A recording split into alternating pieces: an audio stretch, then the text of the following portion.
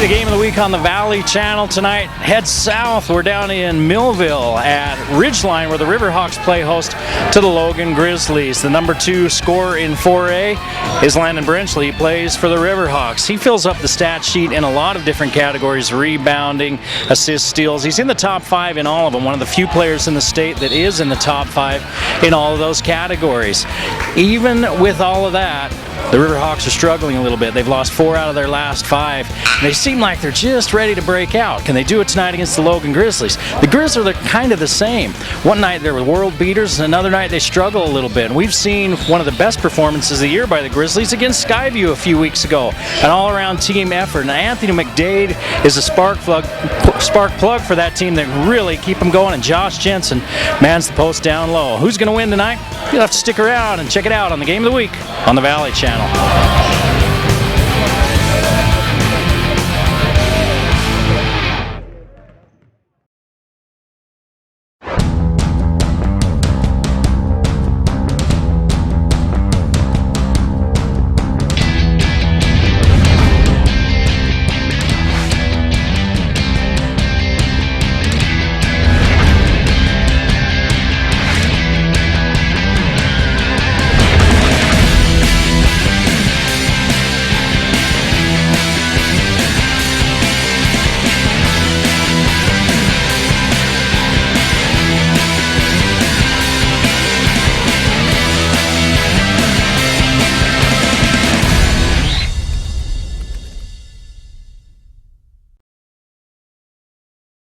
Wendy's is saying thanks for making the Junior Bacon Cheeseburger America's #1 bacon cheeseburger by giving you more of what you love.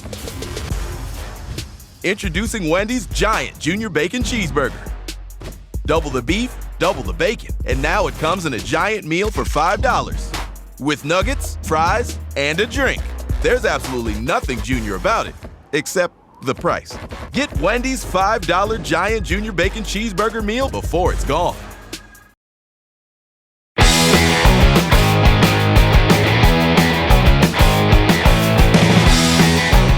Coach, it's your second go-around in the region. You're playing Logan again. You had a tough one over there a few weeks ago.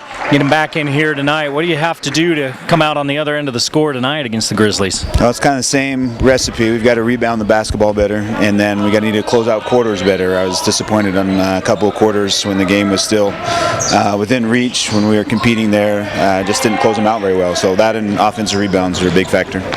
McDade's a pretty darn good point guard for them. He can get buckets when he needs to. He's a good distributor.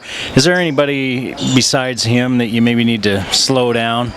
Well, Nye can get hot in a hurry, and he gets shooting from outside. We're in trouble. Truex and Jensen are tough for us with our size inside, and so it's sometimes pick your poison, and hopefully, sometimes it's just a matter of getting lucky on who's hot and who's not, and hopefully have the right game plan for who's hot and can hopefully stop them. You can talk about kids like Landon Brenchley all year long, so I purposely don't ask about those guys all the time.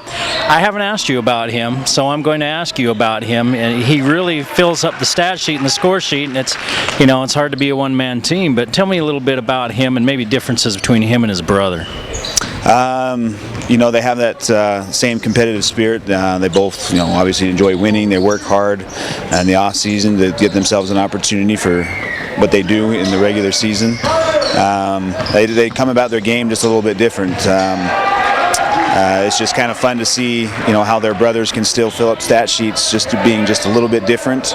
And there's nothing that Landon needs to do to compare himself to Jackson. They're just different players. But we sure enjoy having both of them in our program. Let me real quick, last question. I usually don't ask this many, but with the new playoff, like the RPI type system, we talked about it a little bit last week on the air. What do you think about that as a coach, or have you had enough time to really process it? We've talked about it. I'm still not sure on some of the details on how that's going to work out. Initially, I'm not a big fan of it, but we'll have to make do with what the changes come our way, and it does impact scheduling. And right now we've already probably 70-80% of our schedule is already locked down, and so hopefully we've done the right thing, but we'll have to wait and see. All right, appreciate it. Thanks for your time. Good luck tonight. Thank you. Say the word base. Say the word mess.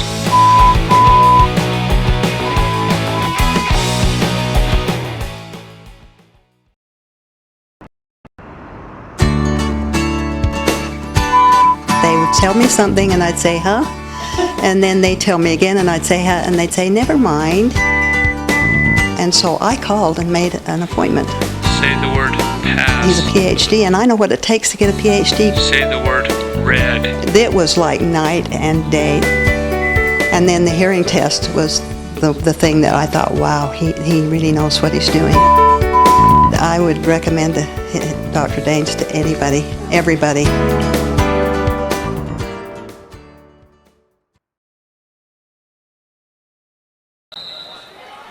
The Game of the Week on the Valley Channel is brought to you by Icon Health and Fitness, changing lives with fitness innovation. Wendy's of Cache Valley. It's way better than fast food. It's Wendy's. Mountain Star Cache Valley Hospital. Together, we're greater. Cache Valley Electric, a tradition of excellence since 1915. New Smile Dental. Experience dental care. Cache Valley Hearing and Audiology. Bring back what you have been missing. Lynn's Audio and Video. Cache Valley's specialists. Mountain Valley Heating and Air Conditioning. Give us a call. You'll be glad you did. Herm's Inn, last chance for great food. Discount Tire and Automotive, so much more than a tire store. Four Seasons Apartments and Townhomes is your home. Planet Fitness of Logan, no intimidation and only $10 a month. Aspen Dental, get that gorgeous smile you've always wanted. The Logo Shop, we logo stuff, all kinds of stuff. And the Valley Channel, Cache Valley's TV station for over 25 years.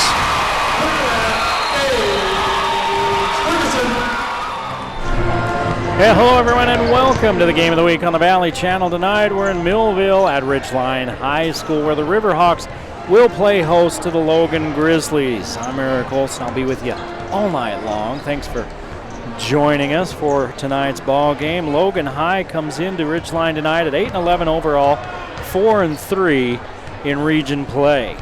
Ridgeline, on the other hand, 7-11 overall and 2-5 in region play. Two teams kind of going in opposite directions. Logan's won 3 out of their last 5. They lost to Green Canyon, though, 79-44 on Wednesday, a 35-point beatdown. Let's see if there's any hangover from that one here tonight as they come out against Ridgeline. Ridgeline's lost 4 out of 5. They won at Mountain Crest on Wednesday, 63-45.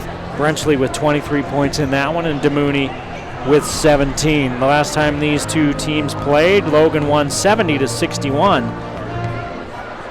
I know Ridgeline would like to keep their outside shot at a playoff bid alive. They'd have to really finish strong in their last 3 games, but it would have to start tonight with a win here at home against Logan. And the Grizzlies, they want to stay in the playoff hunt. And to do that, they have to win as well. So it's coming down to must-wins these last few games of the season. We're going to take a quick break, step aside.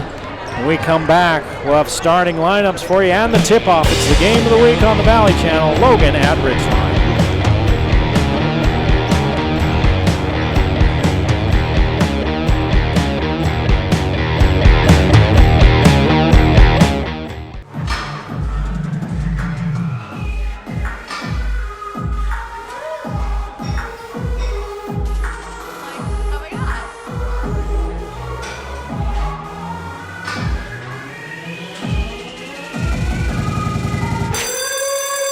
And that's why I don't like gyms. Well, Megan, we're not a gym. We're Planet Fitness. No gym intimidation, no lunks, clean and spacious. Just $10 a month. We're not a gym. We're Planet Fitness. In Utah, taking the lead is always greater than following. And being empowered is always greater than being restricted. That's the Mountain Star way too, where each one of us has the freedom to do what's right every time. Right for patients, right for their families. Mountain Star is more than a healthcare system. It's real care focused on your needs. Mountain Star. Together, we're greater.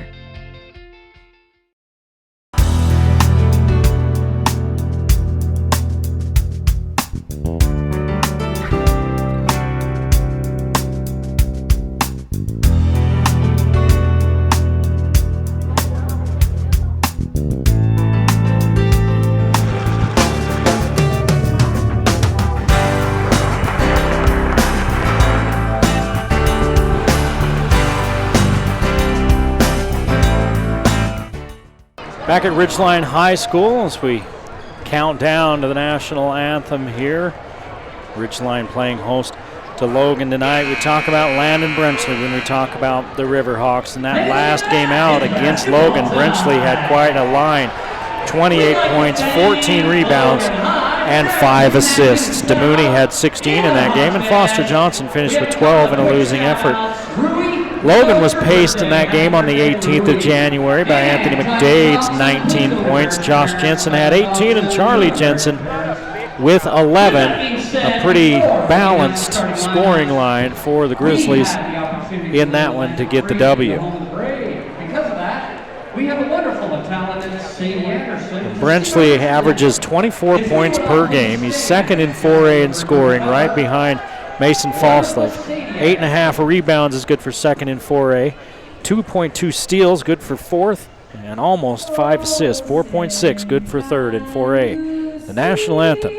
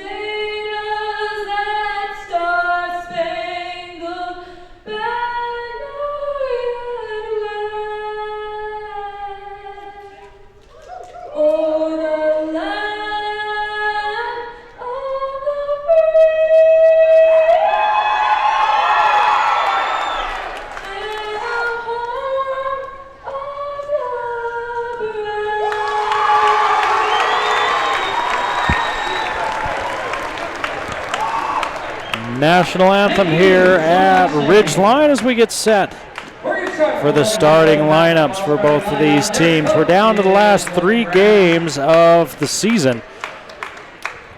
One tonight as all the region teams play, then next Wednesday and next Friday. And after that, you're looking at the playoffs. Anthony McDade, number 1. At 5'9", the senior, Kevin Nye. Will start alongside him at 6'2", also a senior, Johnny Parkinson, the 6'3" senior.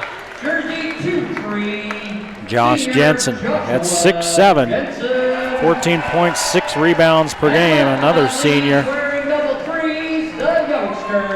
And Jaden Penniger at 6'3", just a sophomore, gets a start tonight for the Logan Grizzlies. And the lights go down for the Ridgeline intros. He wears jersey 3. He's a 6-foot senior. His name is Junior Namubi. Senior Junior DeMooney, number 3, 6 feet tall. He's a 6'3" junior. Jacob Salveson at 6'3", a junior, number 11. Caleb Bookmiller is 6'5". He's a senior, sporting number 13. Landon Brenchley is double deuce, the senior. Committed up to Utah State, and Foster Johnson rounds out the starting 5 for Ridgeline. The 6'3" senior averaging 11 points, 4 rebounds, 2 assists, and a steal per game. It's important for Johnson, I think, to be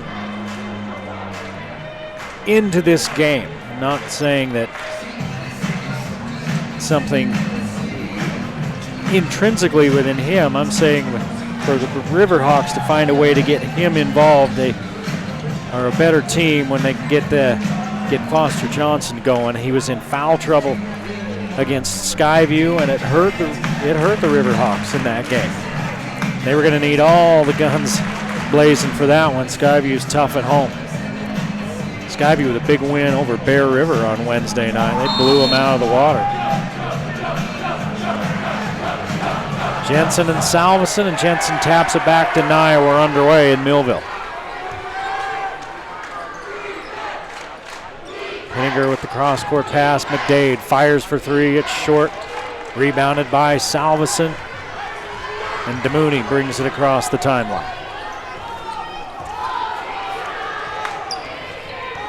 Brenchley looking at a zone. The Grizzlies slap the zone on him. You expect to see that a lot because Ridgeline not known for their outside shooting.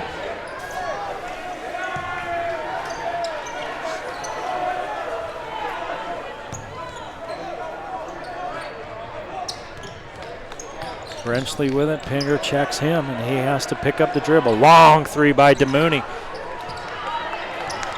He needed GPS for the coordinates for that one. Up ahead of everybody is Jensen. It's goaltended by Salveson.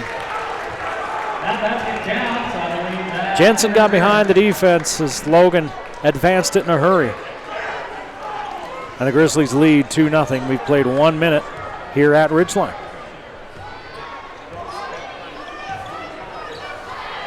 Buckmiller. His dad's the coach. His brother plays on the team with him. He's high post. They can't find him.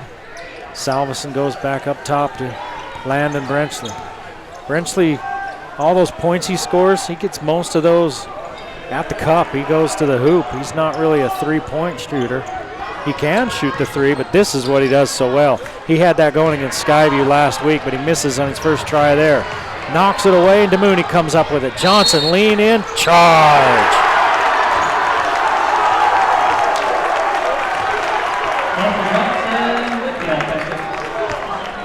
I believe it was Nye that was there to take the charge, and Foster Johnson gets the first foul of the ball game.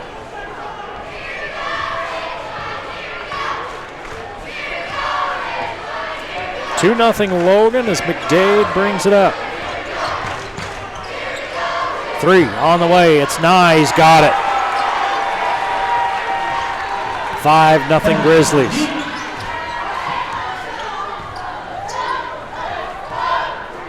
As the Riverhawks try to solve this zone, they try to go inside to Brenchley. It's knocked away in another turnover.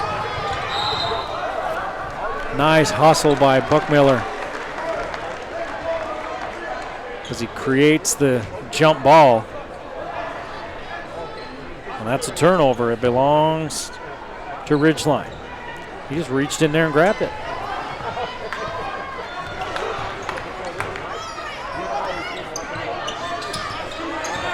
Brenchley, left to right. Leaves it off for Salveson. He's bumped, no call, rebounded by Jensen. McDade into the front court. McDade has a look. Got it. Logan 2 for 2 from behind the arc, and they lead 8-0 with 5:28 to play in the first quarter at Ridgeline. Not the start the Riverhawks wanted, and a perfect start for the Grizzlies. Logan's tied for third with Bear River right now.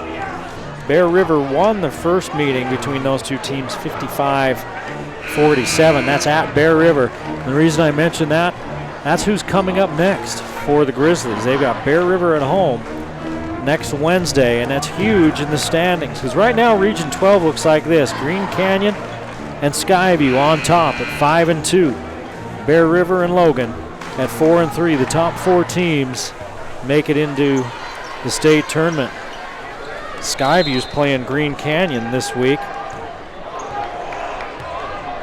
Well, they're playing them tonight. We'll have to see if we can get a score out of that one. Green Canyon won at Skyview, a game that we had for you here on the Valley Channel. Ridgeline working it around the perimeter. Buckmiller looks into Johnson. He tries to go cross court with it. No one's home. Turnover. And then the Riverhawks nearly get it back, but McDade with the swift digits. Keeps it in Logan's possession. Now he uses the Jensen screen. Off to Nye. Pinniger knocked out of bounds by DeMooney.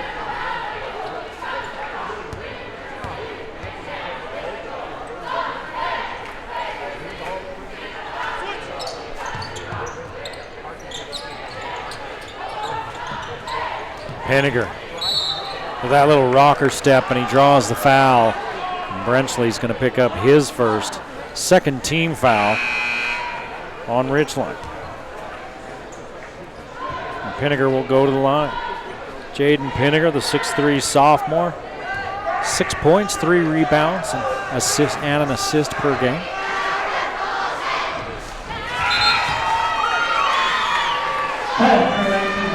Kyle Truex comes on in place of Johnny Parkinson.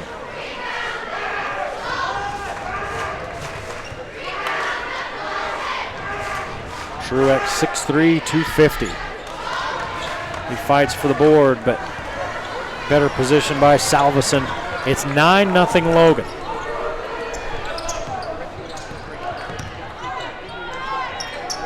DeMooney, 3, got it. Let's see if that lifts the lid off the bucket for Ridgeline. That was only their third shot.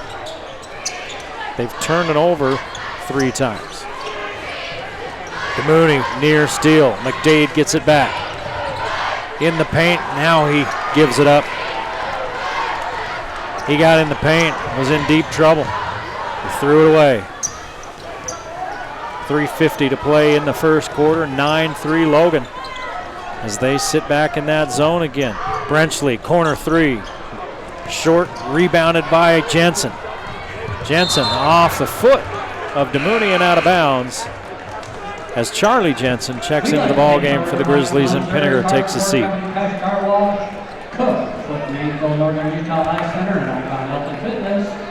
McDade is going to throw it inbounds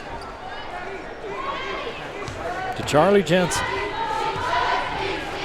6'2 senior,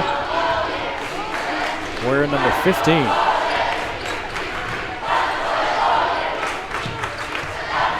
Nye hit one earlier, he's got another one.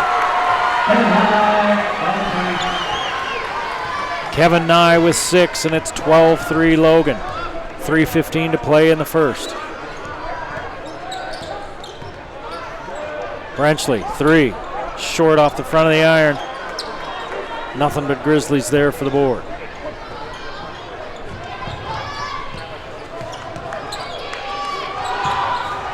Logan looking to go up double digits. McDade off the glass. Anthony McDade down the baseline. Brenchley pushes it. Kyle Truex with the ball.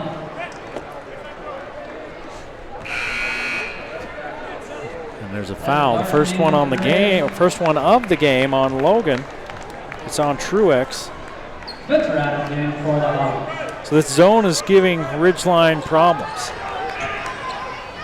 And they need to get some misses on the other end, and going to the line will be DeMooney as Charlie Jensen knocks him down on a long 3. Charlie Jensen with the foul. Logan's been hitting their shots. Oh, and they're going to say, that's got to be on the shot. He jumped into it. Wow, no, not a shooting foul. Okay.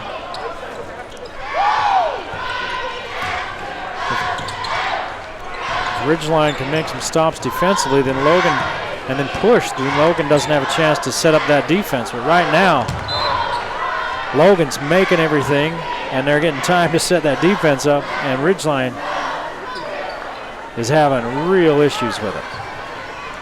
As we saw on the miss there by Brenchley. He got in the lane, but then he couldn't finish.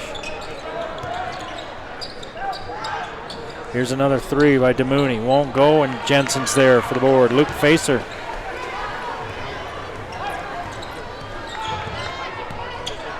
Pardon me, Spencer Adams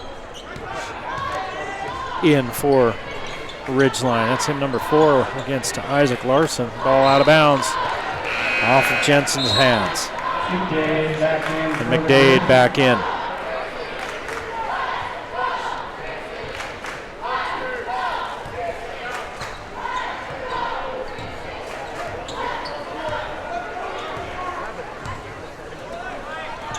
Under 2 minutes to play in the first. 14-3 Logan. Nice play. Brenchley comes off the curl. DeMooney finds him. Whips the pass inside, and Brenchley's got his first 2 points, and it's 14-5. Logan. Now Ridgeline's working in a zone. McDade pulls up and hits. 4 3-pointers in this first period for Logan. They lead 17-5, and a foul going to be called on Larson. Larson, the 5'11" sophomore.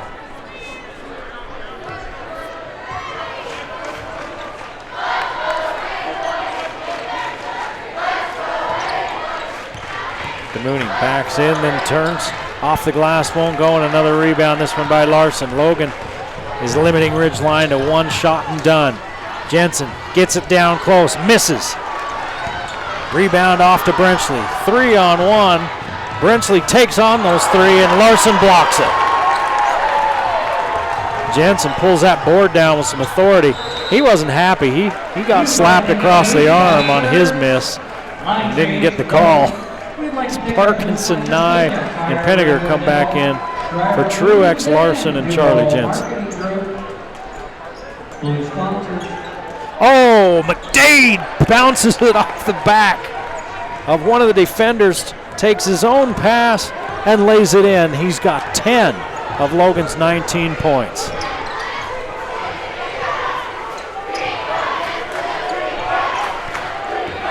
(19-5) Logan. Brenchley in close, misses. There is a lid on the basket for Ridgeline. They've been getting some looks. They just can't get anything to go, and Logan is red hot. 4 3-pointers for the Grizzlies in this first quarter. They're not playing. Corner 3 on the way. Won't go. Rebound and put back by Parkinson at the buzzer. So the Grizzlies with the big quarter, 21-5. Is the lead for Logan as we head to the break on the Game of the Week.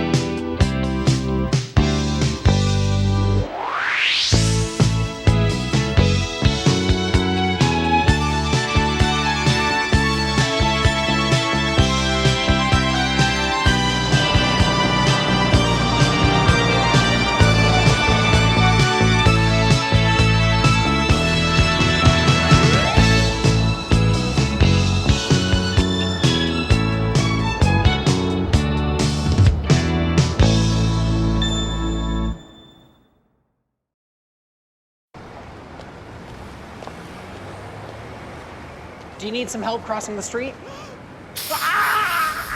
The world judges. We don't. Planet Fitness. Be free.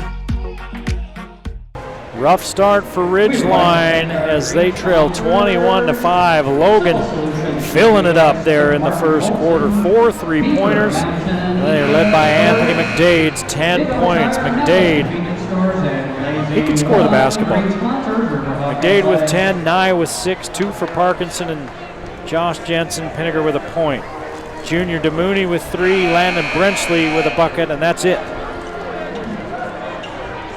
for Ridgeline.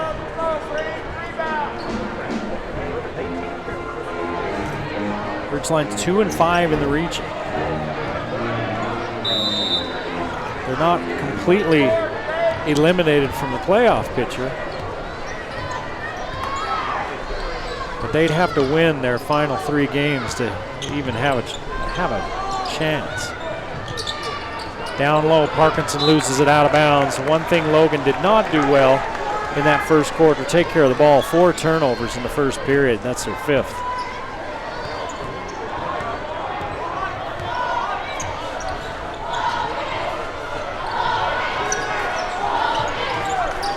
DeMooney. Back to Salveson. He's in trouble. Has his shot blocked. Out to Brenchley. 3. Won't go. Truex rebounds and gives it off to McDade. McDade back to Truex. Feeding the big guy, and he couldn't finish. Rebounded by Adams. To Brenchley. Brenchley quickly to the rim before the defense can set up, and he picks up his 2nd foul. They call him for the push-off. He got in there and he kind of wiped away with that left arm, and Parkinson made sure the ref saw it. He went down a lot easier than a kid his size should. And he's smiling about it as he comes to the bench.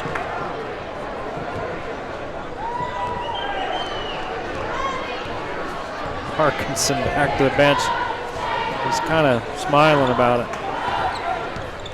as he draws his 2nd foul on Brenchley. Cross-court pass knocked away by Buckmiller. And McDade will inbounds right in front of the Ridgeline student body, who's been quiet tonight. They haven't had much to holler about. We got the Logan student body just behind me to my left. We've heard from them a little bit. Nye steps inside the arc and hits. I don't think Kevin Nye has missed a shot. Kevin Nye for 2. And a foul on Nye against Brenchley. Nye with his 1st. Kevin Nye with a hold. 4th team foul on Logan. Ridgeline with 3. Logan's zone is giving Ridgeline plenty of troubles. They're not hitting from the outside. They've had some looks inside they haven't been able to get to go down. As DeMooney with his 2nd triple. 23-8. 6 minutes to play in the half. Logan with a comfortable lead. Here's a takeaway by Salveson. Quickly ahead to Brenchley. Leaves it for DeMooney. DeMooney hits the deck hard as Truex ran into it.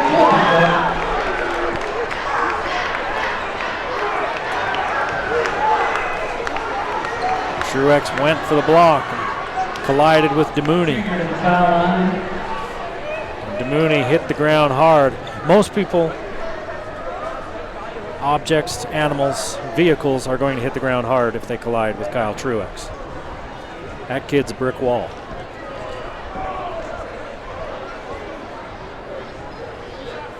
And DeMooney, it's 2 shots.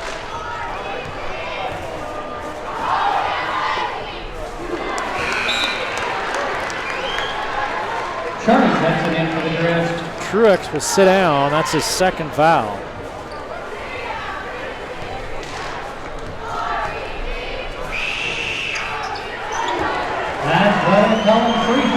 DeMooney hits them both. He's got 8.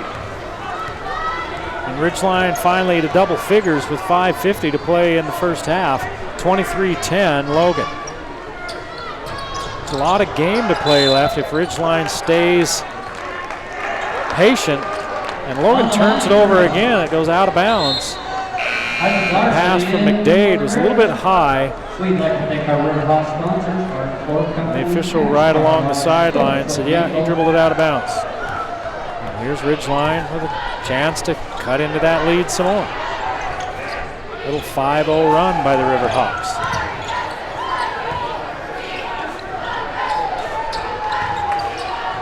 Salveson looking for help, he walked.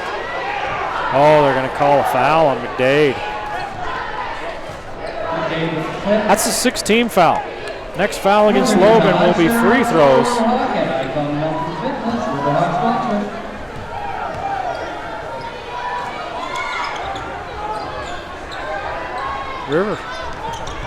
Riverhawks with only 3 team fouls.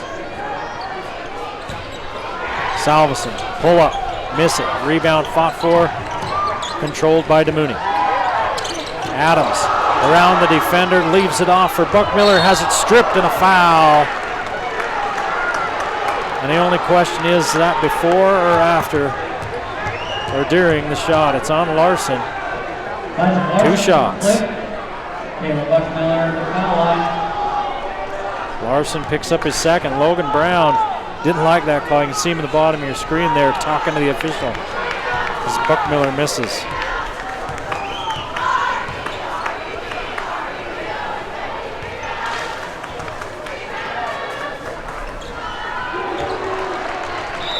Buckmiller 1 out of 2.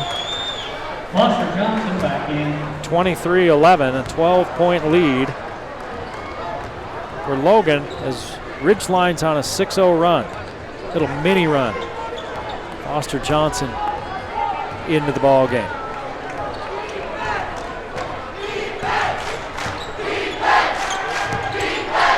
Jensen gets it in the middle, turns in and puts it softly to bed. 4 for Josh Jensen.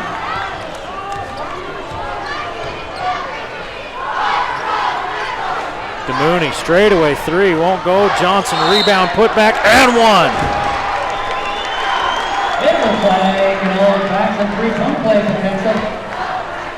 So if there's one thing Logan Brown will be talking to his team about in the locker room at halftime is defending without fouling. Kevin Nye picks up his second. That's 8 team fouls. Penninger back on, Larson sits, Nye comes off as well. Charlie Jensen back in. Johnson's free throw is good. Foster Johnson with the 3-point play. He's got 3 points, and it's an 11-point ball game.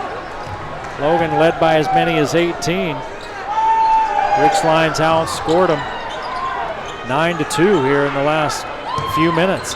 Jensen inside, easy does it. Josh Jensen with 6.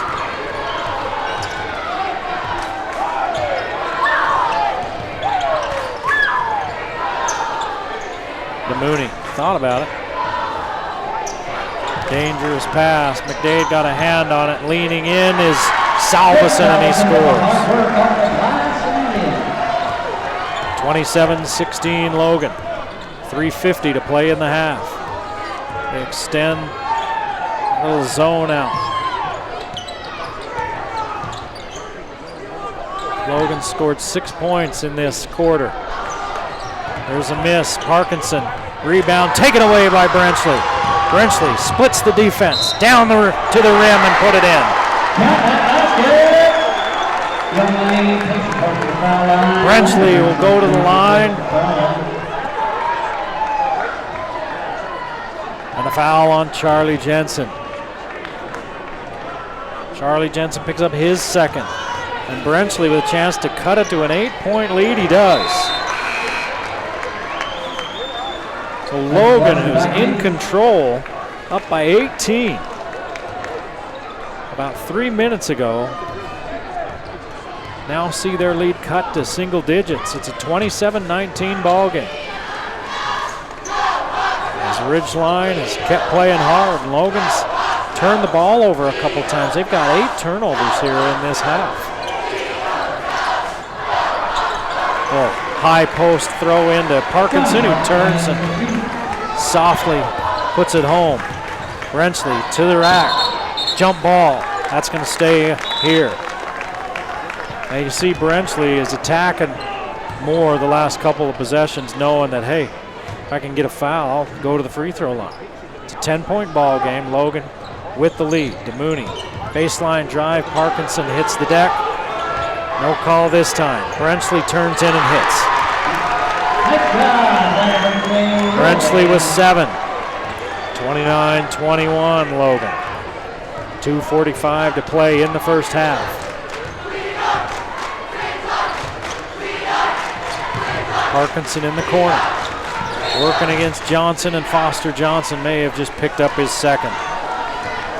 Foster Johnson with the block. Blue sponsors for this quarter, who was the That is his second. Valley Bank, Mountain Ridge Furniture, local surgery. Jensen off the inbounds play, used a screen, came around it, and just went up easy with it. 8 points for Josh Jensen. Back to a 10-point Logan lead. Salveson inside to Brenchley, working against Jensen. Goes right at the big guy and scores.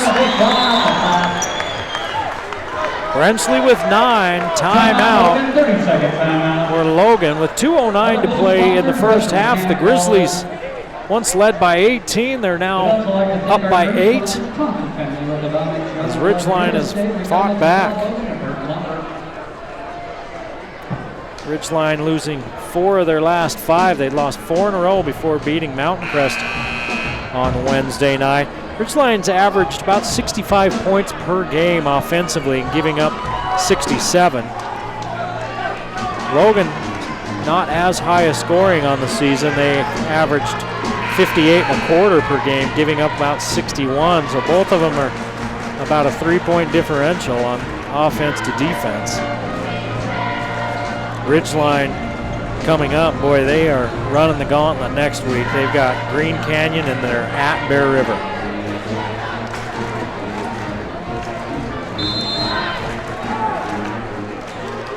Larson into McDade. There's 2 minutes left in the half. 8-point Logan lead. Pinniger down to Jensen. It's knocked away by Salveson, but Logan retains possession. Jensen had to go up high for that one. It came off his hand, and Adams took it away. 10 turnovers for Logan. Ridgeline with a chance to cut that lead some more. Oh, DeMooney tries to thread the needle. It's taken away by Parkinson. Jensen with the throwdown.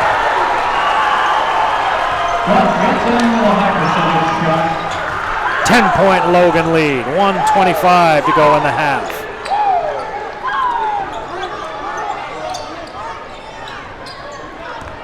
Brenchley back out to Salveson. He doesn't take the 3. Back to Brenchley, and he's fouled.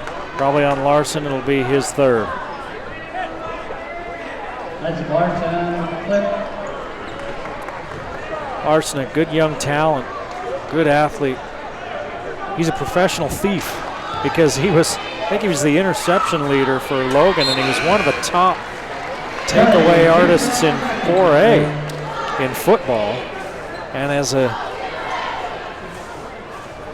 pickpocket here on the hardwood, he averages 2 steals a game. Free throws are good by Brenchley. He's got 11. 1 minute to play as Jensen once again at point blank range. 12 for Jensen, 10 here in the quarter. And that's the deficit for Ridgeline. 10 points. DeMooney gets Jensen up in the air and lays it in. 10 for DeMooney. So Ridgeline's got that lead whittled down into single digits. But they can't seem to get any closer than that. Still a whole half to play as Logan looks like they're going to hold for the last shot. 17 seconds.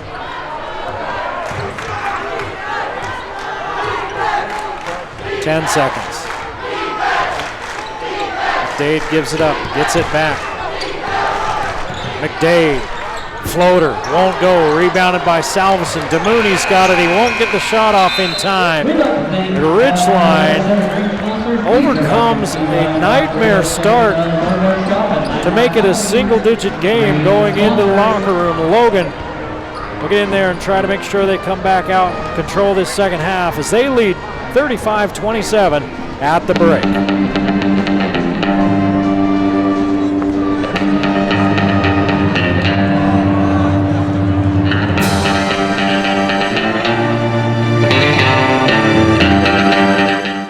Bring back what you've been missing.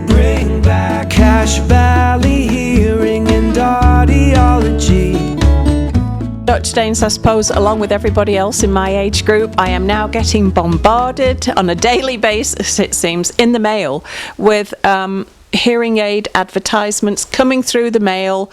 I don't know if you... Really, I just throw them away, because I would say if I needed a hearing aid, here is where I'd come to see you. Are people in danger with these things? I mean, are you going to get a product that's legitimate? Are you dealing with real people, or is it a scam? You usually get a product it's a decent product, but is it fit for you? Everybody's a little bit different, and we want to be able to have you come in and find out what works best for your individual needs. Some of these hearing aids that you can buy through the mail are not really anything but amplifiers. They turn things up, but simply not turning things up, that doesn't solve the problem. We need to personalize the hearing aid to your individual loss. And make it so what frequencies need to be boosted are boosted, and those that don't need to be boosted aren't. Okay, so just turning up the volume on something isn't actually going to fix the problem? It does not. No, we need to make it so it matches exactly what your hearing is. I had no idea it was that complicated, because, you know, on the street, people might think, yeah, I can send away for one and it's generic and it'll work for everybody, but that really isn't the case. It really isn't. No. And you also see a lot of times advertisements that say, come in for our free trial. We're offering a trial research, and come and give us your opinion on this hearing aid and we'll give you a discount. We're doing a special study with the manufacturer. Well, the manufacturers already have their study done. Right. They wouldn't be offering it to somebody here. They have their own research facilities that they do these studies at. Okay. And so the study is how many hearing aids they can sell. Yeah. It's not a real study. Yeah, and so again, it's just down to people pushing a product that could be right for A, B, and C, but is not anywhere right for the rest of the alphabet people. But coming here to Cache Valley Hearing and Audiology, you are going to find out exactly, if you have 100 different people walking through in a day, you're going to find the exact right, and some of them may not even need a hearing aid, and of course you're never going to push that. I do not do that. That's one thing that I pride myself in, is I'm not a salesman. Right. I take care of people, help them meet their needs, and take care of them, and do what we can that way, but I will not push or pressure anybody to purchase a hearing aid. Yeah. So even though you might be tempted, even though you get these in the mail like I do, don't be tempted, because ultimately it may not be at all what you personally need. Come on down to Cache Valley Hearing and see Dr. Daines, and he will find you exactly what you individually need. Thanks, Dr. Daines. Thank you. Bring back what you've been missing. Bring back Cache Valley Hearing and Audiology.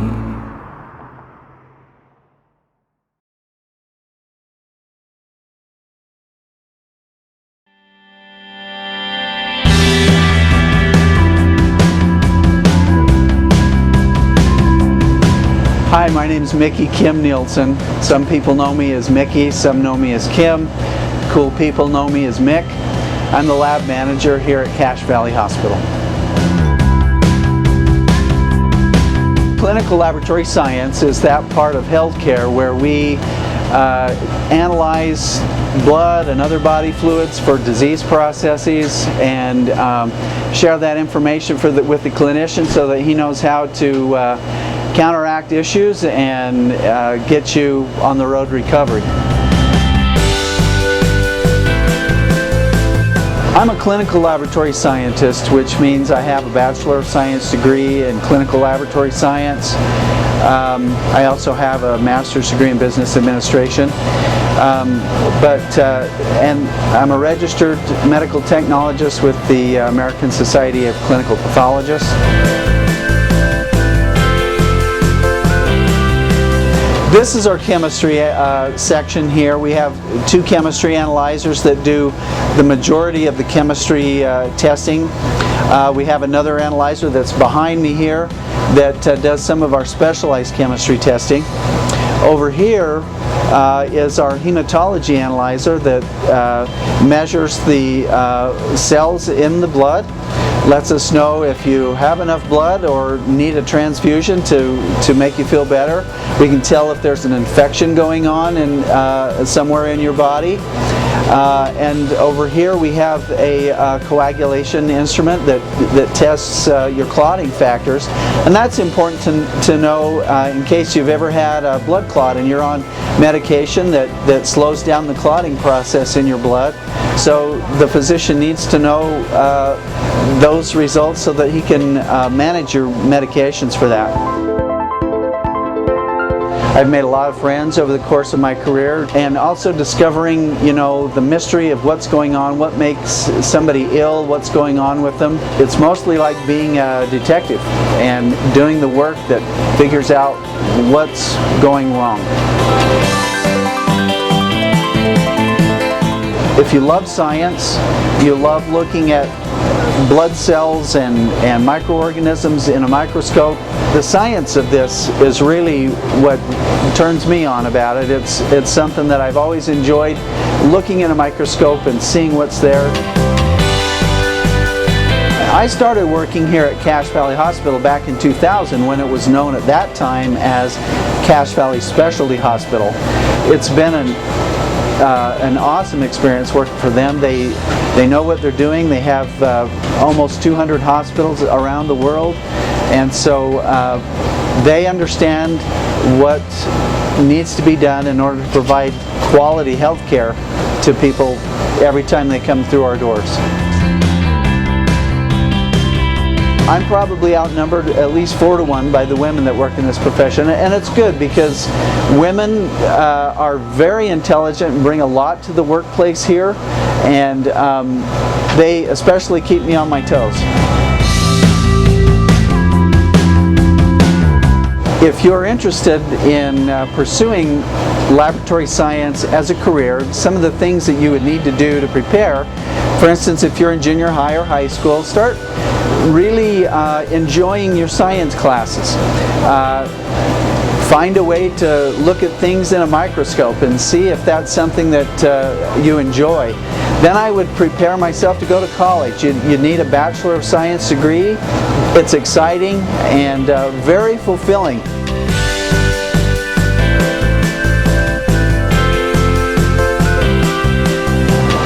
So outside of my laboratory life, I like to do a lot of different things. I'm a drummer in a local rock band, a bunch of old fogies that get together just to play music, the good old stuff from the 60s, 70s, and 80s.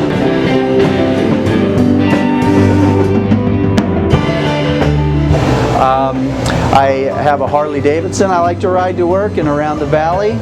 I also paint. I do oil painting, and so I have a kind of a well-rounded personality. I like to hunt and fish and do outdoors camping and all of that kind of stuff. But I can be a serious guy too and sit down and read a good book and appreciate the time doing that. Cache Valley Hospital is a wonderful place to work, and it's a wonderful place here in our community to come for medical services. We can take care of all of your needs. We're a community hospital now. We do everything from visit you, see you in the ER, to deliver babies and provide surgical care as well. It's a great place to be, great place to work, great place to come for your medical services.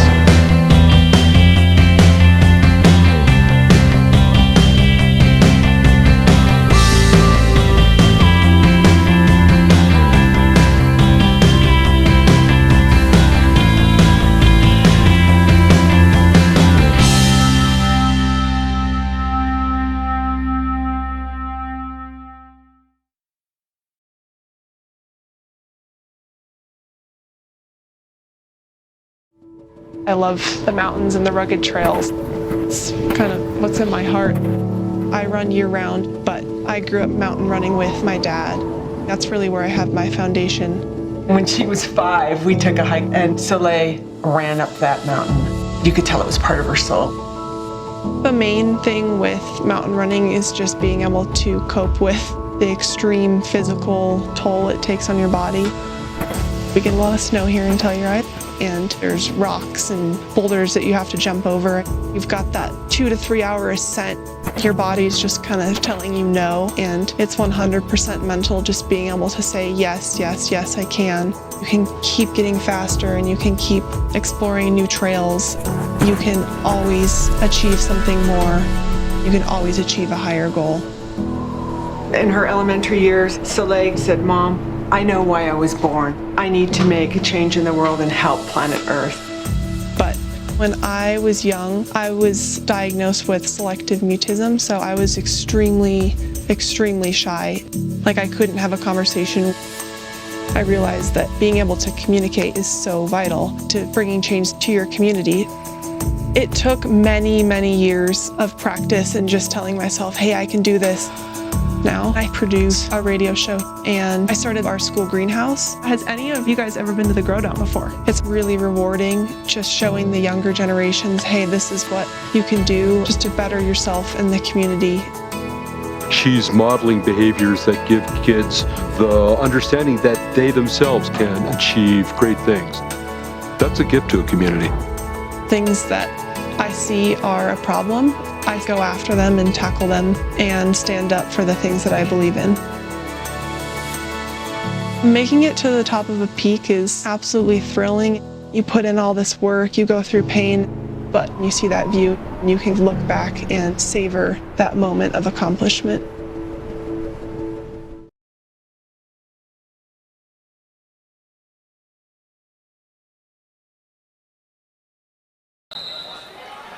The Game of the Week on the Valley Channel is brought to you by Icon Health and Fitness, changing lives with fitness innovation. Wendy's of Cache Valley. It's way better than fast food. It's Wendy's. Mountain Star Cache Valley Hospital. Together, we're greater. Cache Valley Electric, a tradition of excellence since 1915. New Smile Dental, experience dental care. Cache Valley Hearing and Audiology. Bring back what you have been missing. Lynn's Audio and Video, Cache Valley's specialists. Mountain Valley Heating and Air Conditioning. Give us a call. You'll be glad you did. Herm's Inn, last chance for great food. Discount Tire and Automotive, so much more than a tire store. Four Seasons Apartments and Townhomes is your home. Planet Fitness of Logan, no intimidation and only $10 a month. Aspen Dental, get that gorgeous smile you've always wanted. The Logo Shop, we logo stuff, all kinds of stuff. And the Valley Channel, Cache Valley's TV station for over 25 years.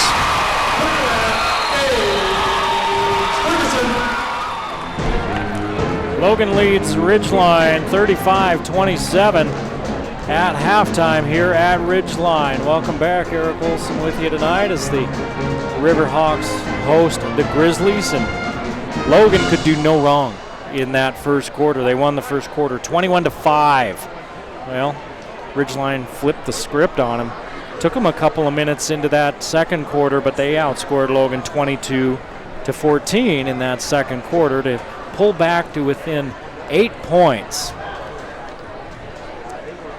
They were down by as many as 18 before they started to chip into that lead. It helped that Logan had some foul trouble. 9 fouls on Logan in that first half. And Ridgeline was able to go to the free throw line where they made 7 of 8 free throws. Let me count that again. 2, 4, 6, 8. Yep, 7 of 8 free throws on their way to cutting that lead down to 8. And it's been going back and forth between an 8 and 10 point lead since about the 3.5 minute mark of that second period.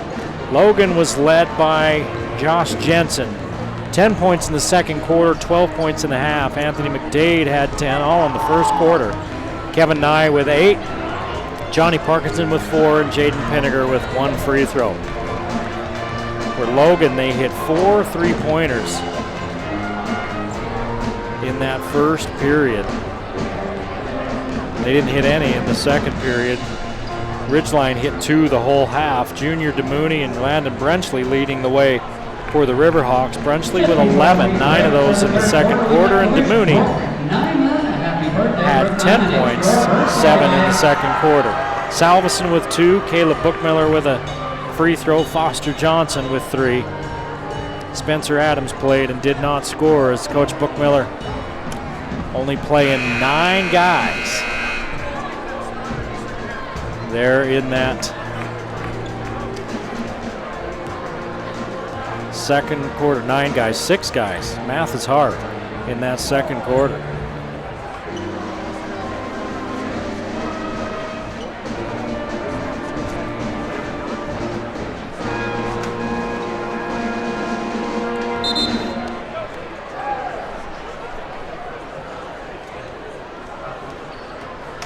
Logan will get the ball to start the second half. Looking at the foul situation for the Grizzlies, Isaac Larson came off the bench, picked up 3 fouls. Kevin Nye has 2, Kyle Truex off the bench with 2, and Charlie Jensen with 2.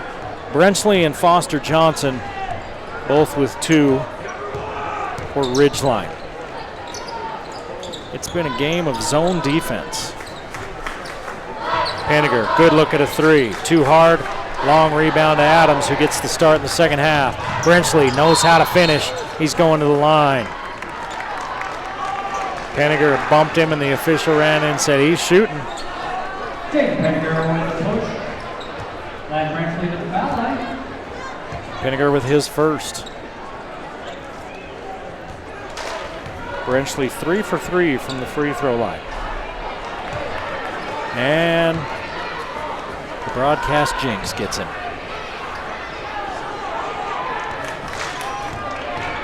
Chance for Ridgeline to get that lead under 8. They can't do it. Misses them both. He'd hit 3 in a row until then.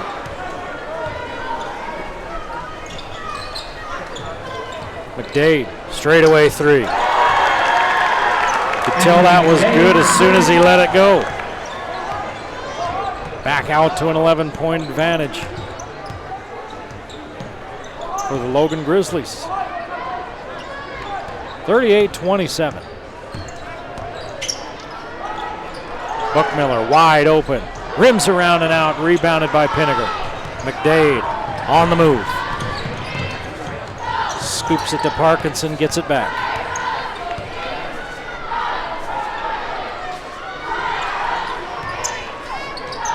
Parkinson high post. Doesn't take the shot, gives it back to McDade. Up, under, miss, rebound, fought for. Bounces off every player on the floor, and Penninger picks it up. Nye, long 3. Won't go, rebound, loose. Salveson finally corrals it.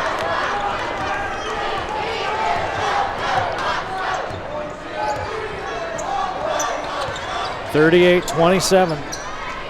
Logan on top. They've led from jump.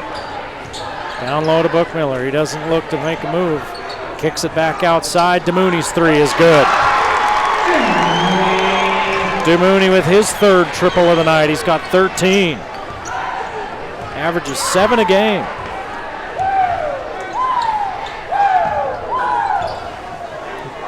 He's been the only Ridgeline player to hit a 3-pointer.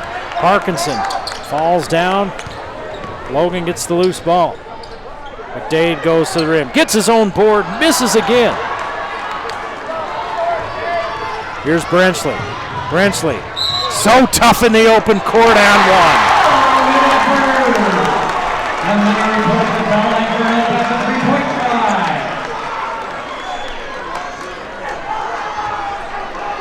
It's on Kevin Nye, that's his 3rd.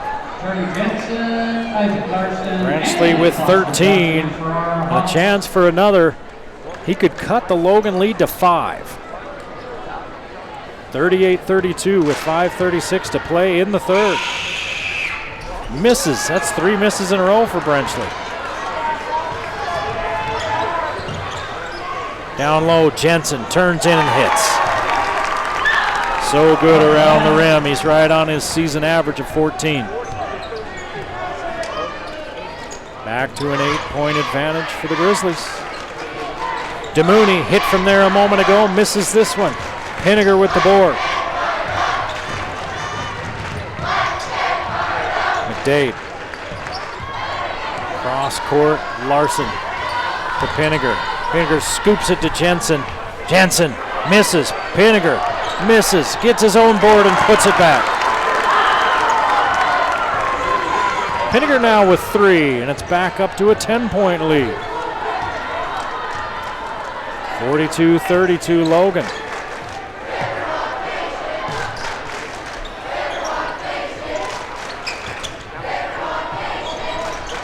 Salveson's three is short, rebounded by Jensen. McDade quickly ahead to Charlie Jensen. McDade loses it, gets it back, puts it up, score it. No, he was out of bounds. He didn't establish himself back in bounds before he grabbed that loose ball. McDade's a kid. He scored 10 in the first quarter, and then he started doing other things in the second quarter. He distributes, he runs a basketball team. He's a point guard, a true point guard. He can score. You get the feeling with him, he can score anytime he wants to. Isaac Larson kicked that ball and they didn't call it. He kicked it right to his teammate. Instead, it's a Ridgeline turnover. And Coach Buckmiller's talking to the official about it. The official's giving him the hand. Talk to the hand. Timeout, Logan.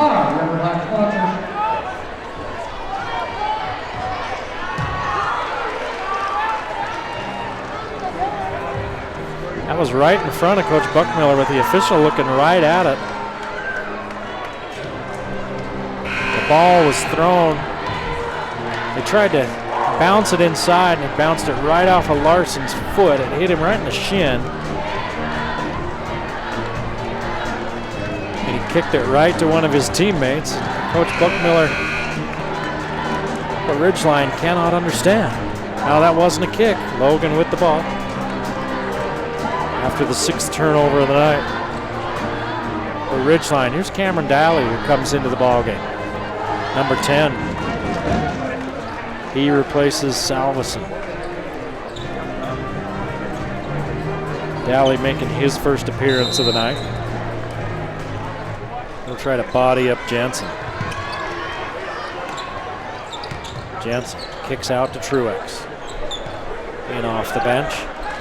Parkinson at the scorer's table for the Grizzlies as they lead by 10 midway through the third quarter.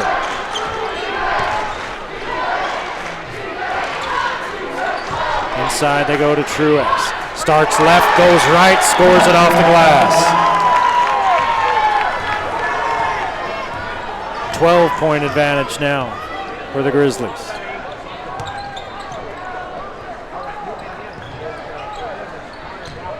Mooney on that high post pass down into Brenchley. Foster Johnson got the rebound. He's tied up. The arrow favors Ridgeline.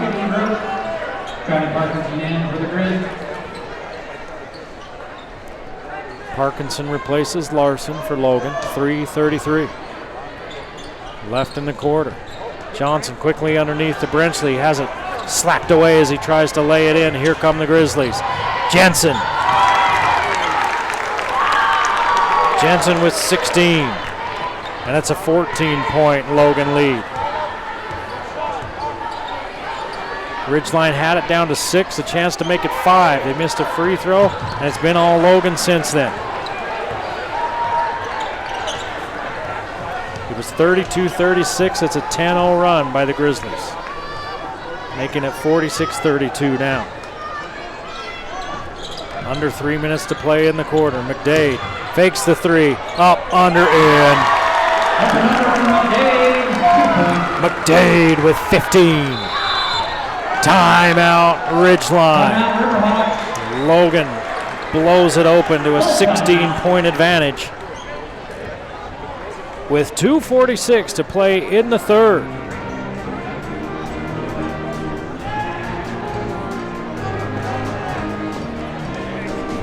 Trying to get a Green Canyon Skyview score. That game is gigundous as they are tied atop the region. But Green Canyon won the first meeting. If Green Canyon beat Skyview tonight, then they essentially have a 2-game lead, because if they finished with it in a tie, Green Canyon would own that tiebreaker with the head-to-head games. Green Canyon won the first time those two teams played.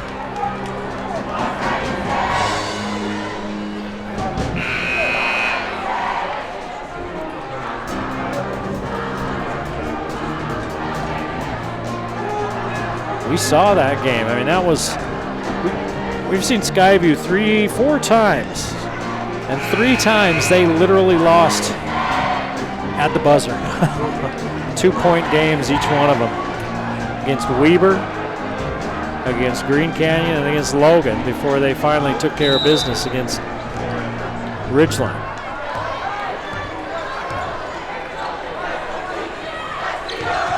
Ridgeline trying to stop a 12-0 run by Logan, and Buckmiller does. Buckmiller with his first long shot of the game. 48-35.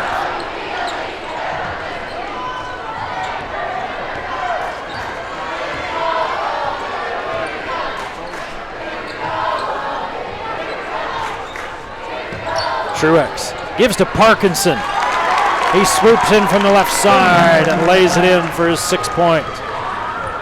2 minutes to play in the third. 15-point Logan lead.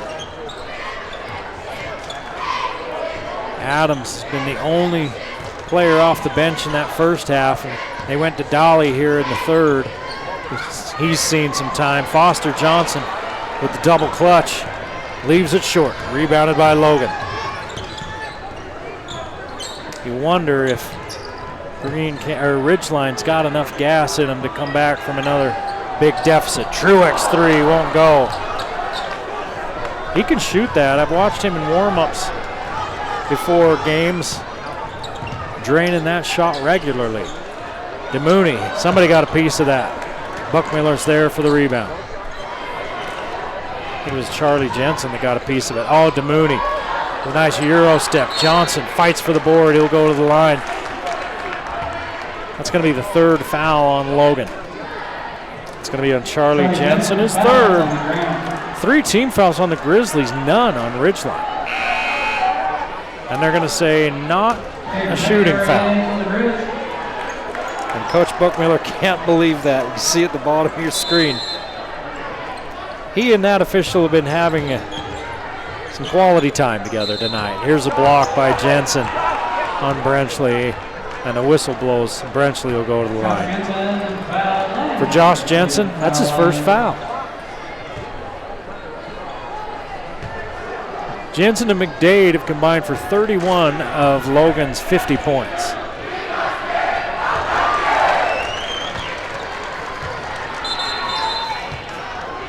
$14 for Brenchley.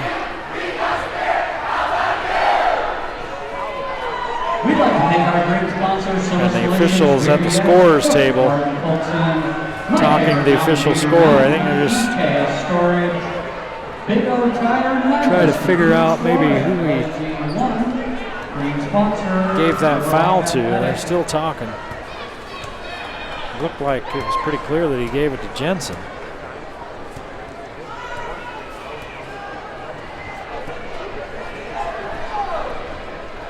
And now they've cleared it up, whatever the problem was.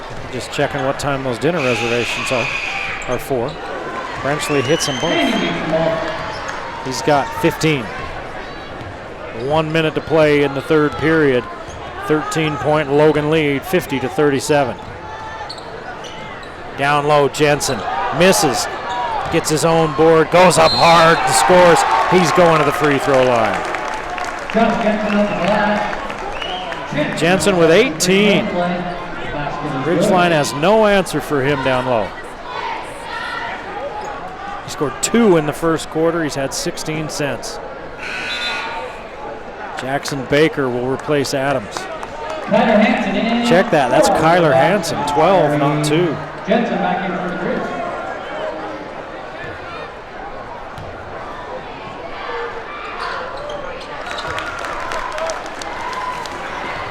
Hansen, the junior.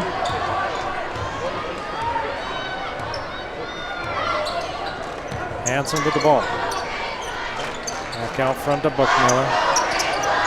53-37 Logan. 35 seconds to play in the third quarter. Brenchley with a bounce pass into DeMooney. He wants it back. He'll take the 3. Rims around and out. We talked about it before. Brenchley can do everything, but the three-pointer is not really his strong suit. That's the third charge that Parkinson has drawn tonight as DeMooney picks up his first foul.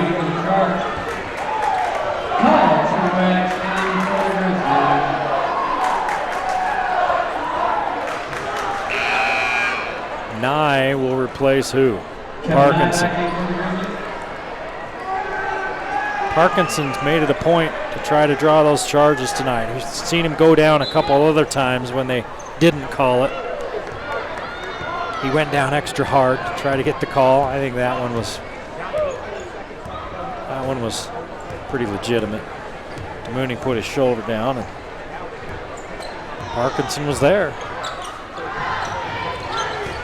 5 seconds. Tipped away by DeMooney, taken away by Bookmiller. He's got enough time to go in for the layup. Too hard, and Brenchley follows. I think that should count. It does.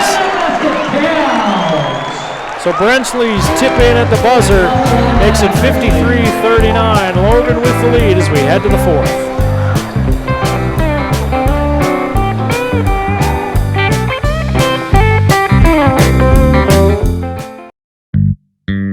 Hi Cash Valley, this is Fernando over the Factory Pizzeria. We're running a special right now. We're giving a free nachos when you buy a large pizza with 3 toppings. Just mention this out and you're gonna get a free nachos every time you come. The Factory Pizzeria is located in 119 South Main, below the Gias in the basement. Come see as soon as you can. Thank you.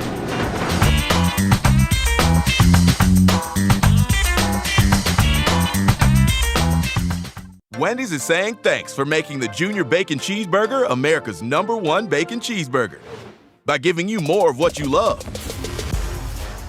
Introducing Wendy's Giant Junior Bacon Cheeseburger. Double the beef, double the bacon, and now it comes in a giant meal for $5 with nuggets, fries, and a drink. There's absolutely nothing junior about it, except the price. Get Wendy's $5 Giant Junior Bacon Cheeseburger meal before it's gone. 14-point lead for Logan as we head to the fourth. Logan outscores Ridgeline 18-12 there in the third quarter. Brenchley gets the tip in right at the buzzer. And Brenchley now with 17. DeMooney with 13 to lead Ridgeline. McDade has 15 for Logan. Jensen has 19 for the Grizzlies.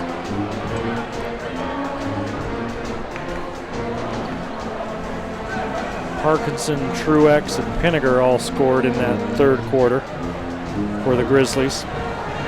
Buckmiller was the only other Riverhawk besides DeMooney and Brenchley to score in the third. He had a three-pointer. McDade with 5 in the third, 5 of his 15. The Grizzlies looking to close this one out. Jensen will go to the line. Boy, that's heartbreaking for the Riverhawks. They had that thing taken away. It bounced off of 2 Ridgeline players right into the hands of Jensen, and he laid it up and in. Salveson picks up the foul. And Jensen with 21, he misses the free throw. Brenchley to Salveson from the right side, misses, rebounded by Hansen. His shot too hard, and Nye collects. Tapped away by Hansen underneath. Brenchley's fouled, and McDade doesn't like the call. It goes against the senior. Before the shot or 2 shots? Oh, he was shooting, they say. That's the 5th team foul on Logan. Brenchley hits. Brenchley with 18.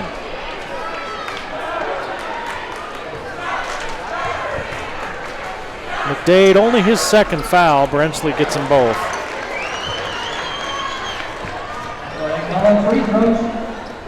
He's 4 of 7 from the line in this half. 7 of 10 for the game, speaking of Brenchley. Cuts that lead. 55-41. Nye rims out on it. Brenchley takes away the rebound. Gives it up to Johnson. Johnson, Euro step around Truex. He'll go to the line. Truex Went down there under that basket and just set up shop. Said, all right, you're going to have to go over me or around me. And Johnson went around him wisely. Truex kind of leaned into him to try to draw the charge. Nothing doing as Foster Johnson goes to the line.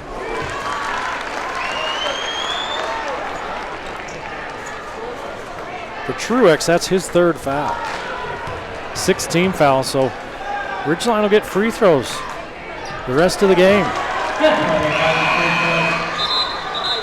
So a quick 4-0 start to this quarter for Ridgeline. And they've clawed their way back to within 12, 55-43. 7 minutes to go in the ball game. Johnson goes for the steal, but Pinniger controls.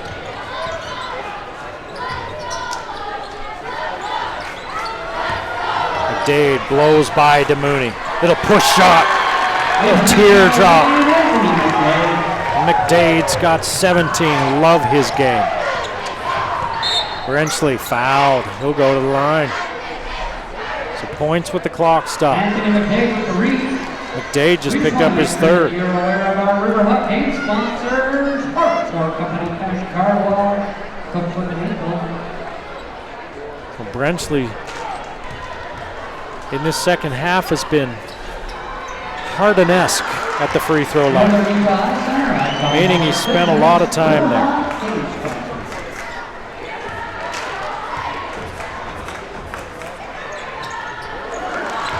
Brenchley's 4 for 4 this quarter. He's hit 6 in a row. He's got 21 points. And a steal. He took it right away from Nye. McDade is back. Brenchley doesn't care.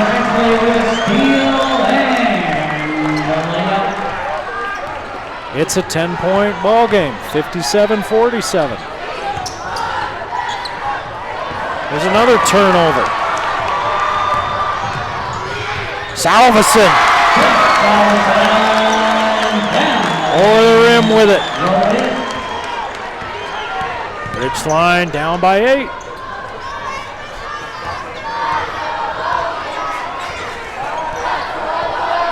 McDade gets by Hansen, another turnover.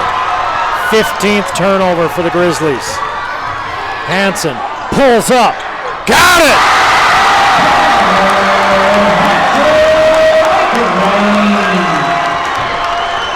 5-point ball game with 5.5 to play. Logan wants a timeout.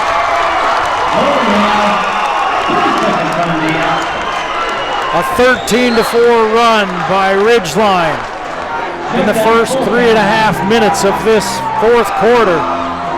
And they've cut a 14-point deficit to 5.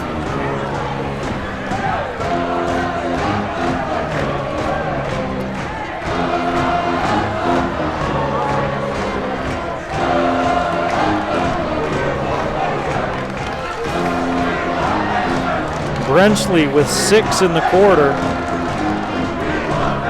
He's got 23 on the game to lead all scorers. Foster Johnson's got a couple of free throws. Salveson with a 2-pointer. And then Hansen just a moment ago hit that huge 3 that just about took the roof off this place. Jensen's got a bucket. McDade has a bucket for Logan. They've got more turnovers than field goals here in this fourth quarter. They only had a couple of turnovers in the third, but they've turned it over 3 times. 3 straight possessions.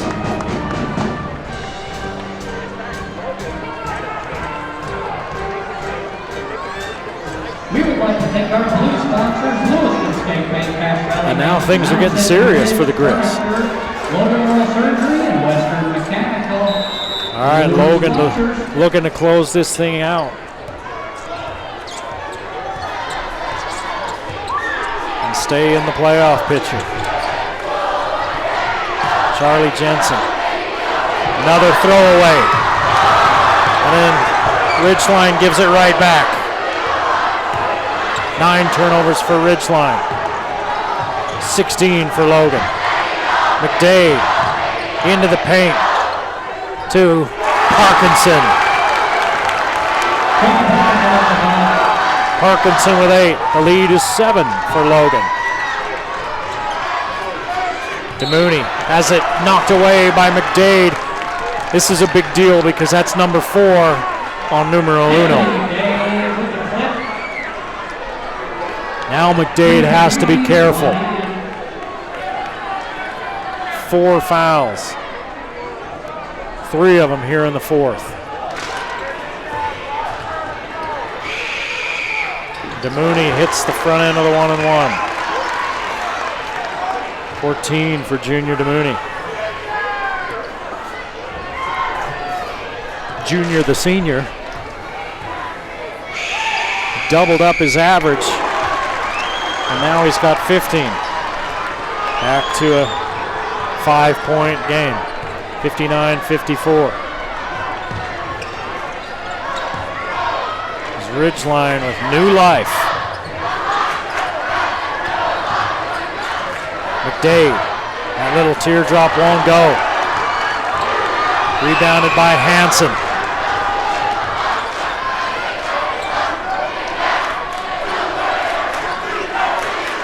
Ridgeline looking for a shot. DeMooney.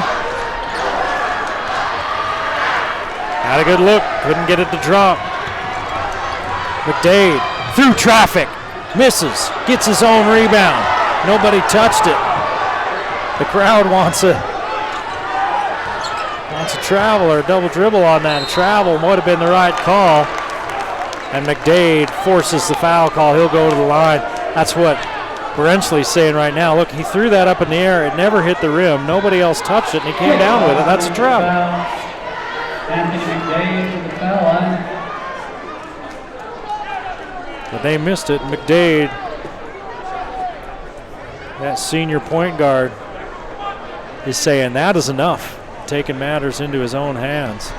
He'll go to the line.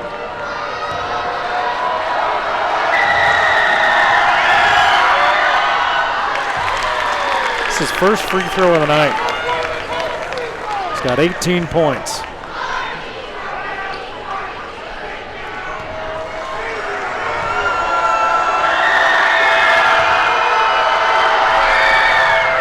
Got them both. 19 for McDade, pushes it back out to a 7-point lead. He's going to take a seat. Coach Brown's going to want him available for the stretch run. We're midway through the fourth quarter, a 7-point ball game. 61-54 Logan. Brenchley kicks it out to Salveson. Missed it. Ridgeline was red hot early in this quarter. Now they've missed their last 2. Nye wide open. Rebounded by Jensen. Jensen with 23. The lead is 9.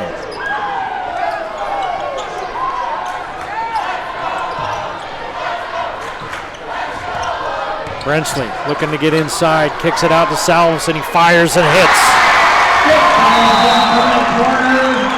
Salveson with 6. Ridgeline takes a timeout.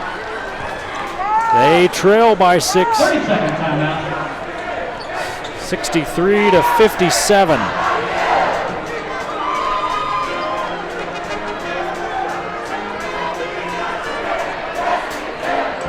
Yeah, we haven't been able to get you a score out of that Green Canyon Skyview game, and if you're watching us online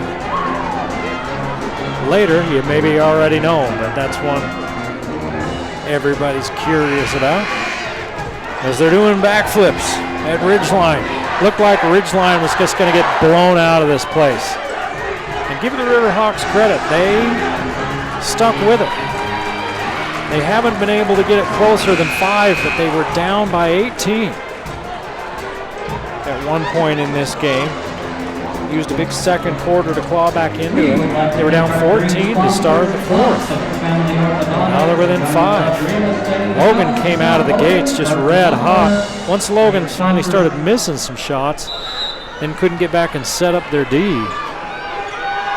Ridgeline was able to get a little more offense going, but it's hard to, it's easy for the other team to set up the defense when you're always taking the ball out of the net.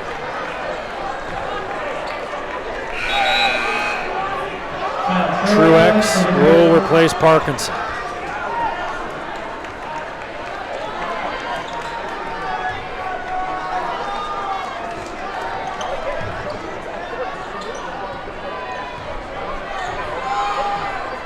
Three minutes to play. 63-57. Logan with that 6-point lead. Nye running 1-footer. Rebounded by Foster Johnson, ahead to Brenchley. Corner, Hanson, 3, short. Foster Johnson with the board. Brenchley just about took off without the ball. DeMooney, Johnson with another board. He goes up and has it blocked by Jensen. McDade to the rack, won't go. Truex is tied up, but a foul called as Truex and Foster Johnson say, what would you like for Valentine's Day? It's coming up.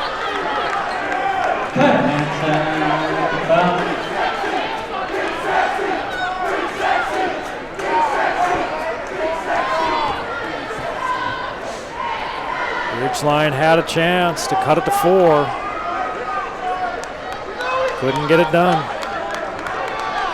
And now Truex will go to the line. He's got 2 points.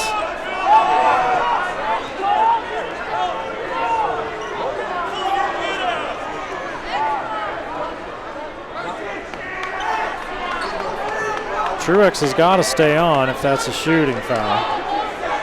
Boy, Coach Buckmiller and this official are just having a real meeting of the minds down in front of us.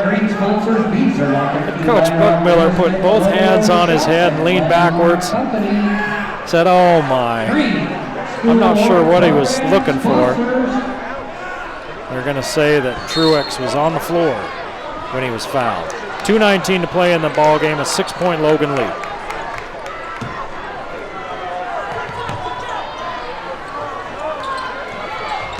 Brenchley takes it away from Nye. And Brenchley's fouled by Nye.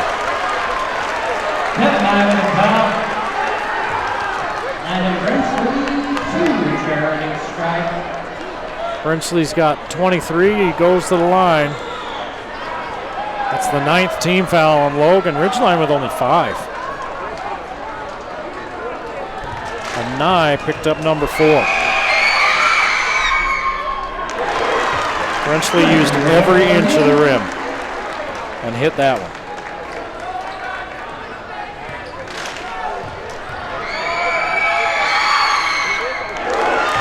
Brenchley with 25.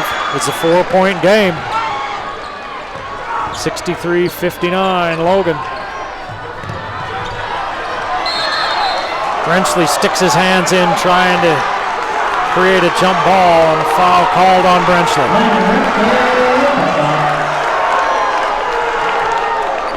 Brenchley's 3rd.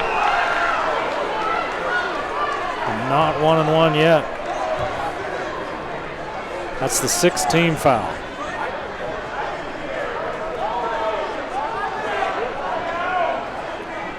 That's the 6th team foul. The official was calling for 1-1. They checked with the scorers table, and it's nope, it's number 6. 2:08 to play in a 4-point game. Logan with the lead and the ball. Both teams will shoot free throws.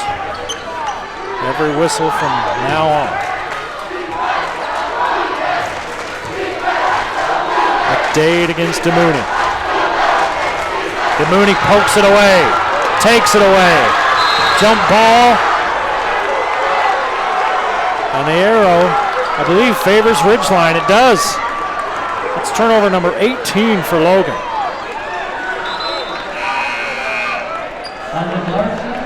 Ridgeline has really turned up the aggressive meter on their defense. 63-59. Ridgeline with a chance to cut it to 2 or even 1. Hansen. To Brenchley. Hansen, long three. Got it!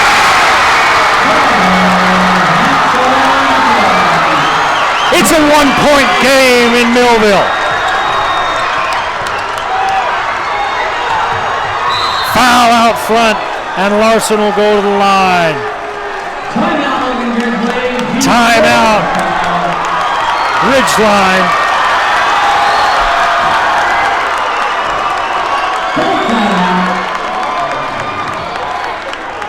63-62 as Kyler Hansen, the juniors, come off the bench to hit two gigantic three-pointers in this fourth quarter. Ridgeline has cut the Logan lead from 14 to 1. The Ridgeline coaching staff, when Buckmiller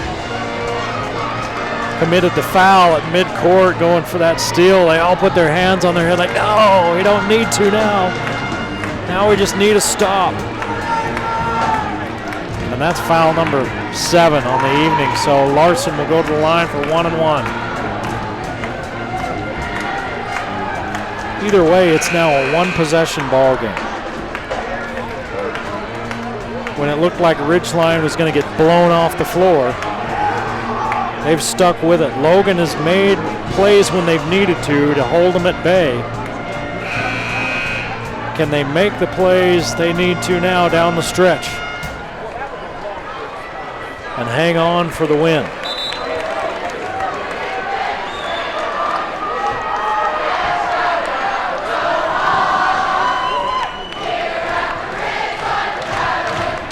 I thought that was foul number 7. Well, they're not shooting. Maybe they called the timeout before the foul. I don't know.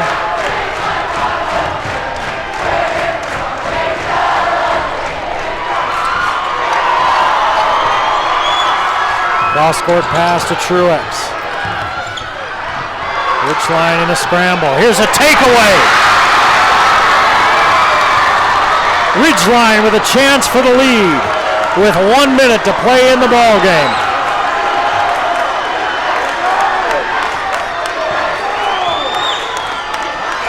Hansen. That was a three-point three.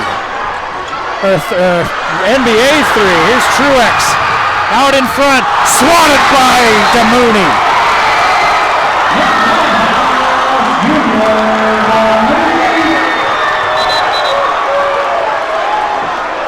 You can't blame her, Hansen, really, for taking the threes. Hit 2 of them.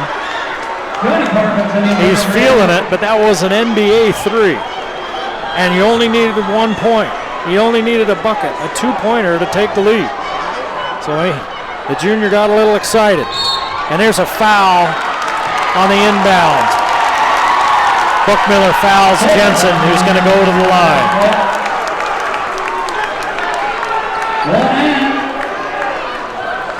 Buckmiller's second. And Jensen is 1 of 2 from the free throw line.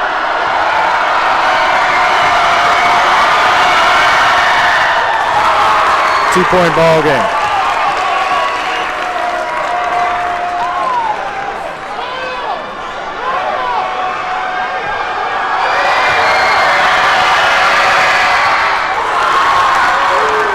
Jensen hits them both. He's got 25. It's a 3-point ball game with 40 seconds to play.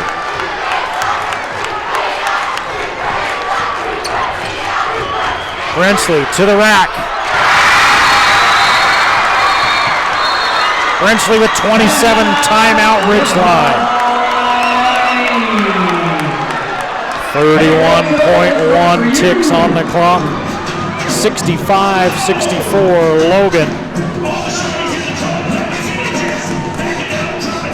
Ridgeline had a chance a moment ago to take the lead. They ended up firing up a long three. They missed. Jensen hit 2 free throws. Now it's back down to 1, and the crowd here is delirious.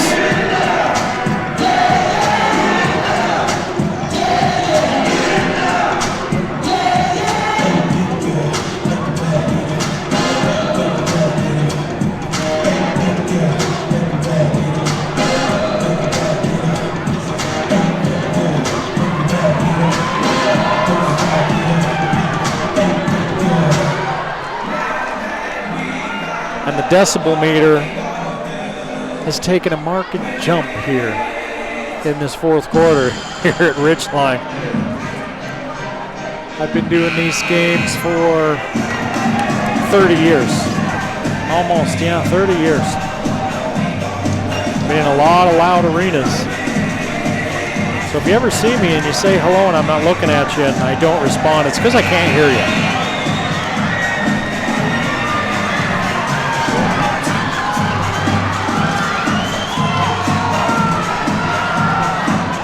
But there's not much better atmosphere in sports these days than in a tight high school basketball game.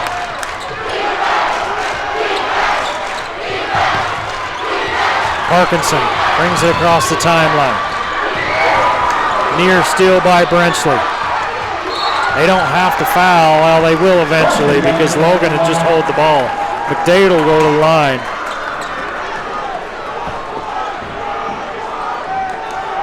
And McDade, he doesn't sweat because he's got ice water in his veins. And he's going to step up there for his third and fourth free throws of the night. It is a 1-and-1. If you're Logan, this is the guy you want at the line.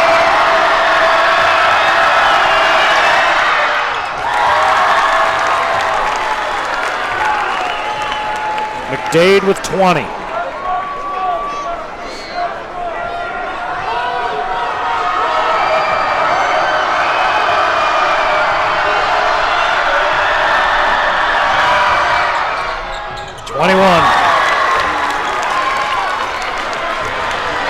Ridgeline needs a 3 to tie with 15 seconds to play. Timeout, Riverhawks. 14.8 on the clock.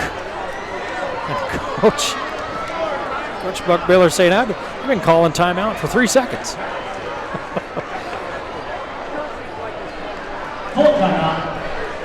Coach Buck Miller, he hasn't been happy over there all night. Any coach would have been grumpy with the start that Ridgeline got out to.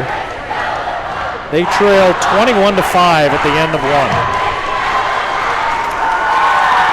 Now it's a 1-point game, or a 3-point game. They had narrowed it down to a 1-point game. Those 2 free throws put Logan back up by 3. Who's going to take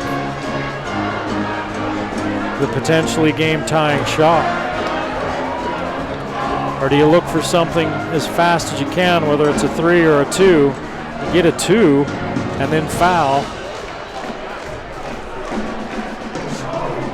Let's see what they draw up.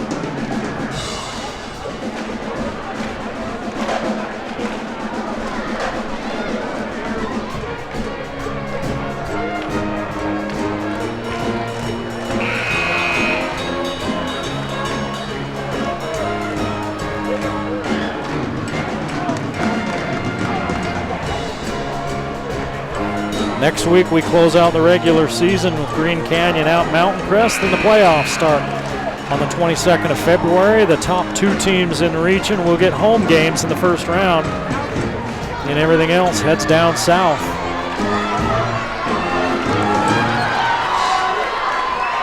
And by down south, I mean SUU, down in Cedar City. Here we go. Hansen, 3, won't go. Rebounded by Brenchley, his 3, good!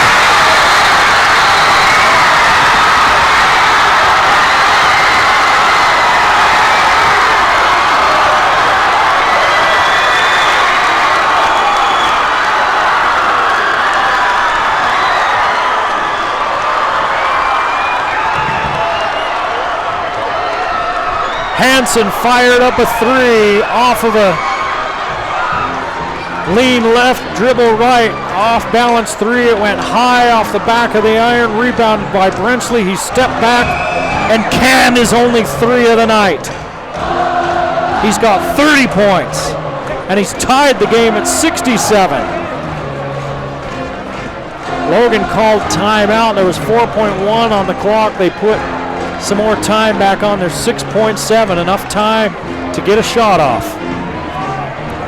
I'd put it in McDade's hands. He's fast enough. That's enough time for him to run all the way down court.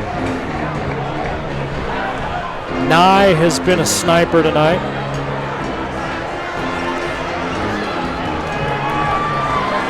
If I'm Coach Brown, I think I'm putting it in my senior point guard's hands and saying, all right, numero uno, go get it.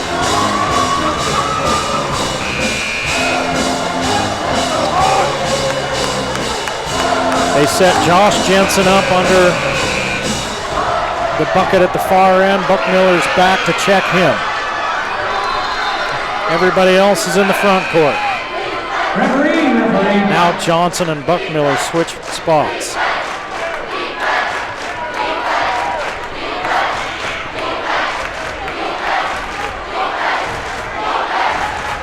DeMooney standing behind McDade. We're going to let McDade catch. McDade. Lay it up. Got it! Ball game!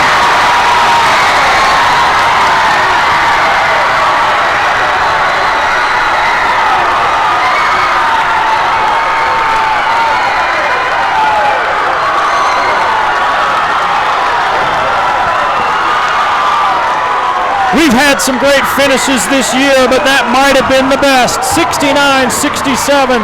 Logan at the buzzer. McDade finishes with 23, 25 for Jensen, 30 for Brenchley. We hope you enjoyed the game of the week on the Valley Channel. We'll see you next time on the Valley Channel. The Game of the Week on the Valley Channel is brought to you by Icon Health and Fitness, changing lives with fitness innovation. Wendy's of Cache Valley. It's way better than fast food. It's Wendy's. Mountain Star Cache Valley Hospital. Together, we're greater. Cache Valley Electric, a tradition of excellence since 1915. New Smile Dental, experience dental care. Cache Valley Hearing and Audiology. Bring back what you have been missing. Lynn's Audio and Video, Cache Valley's specialists.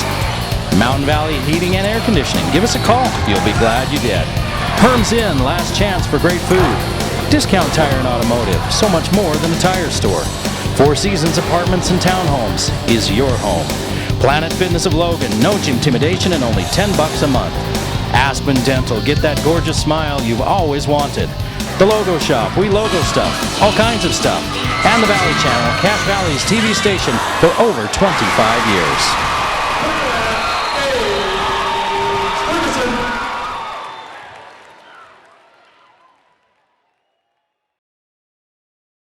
Bring back what you've been missing. Bring back Cache Valley Hearing and Audiology.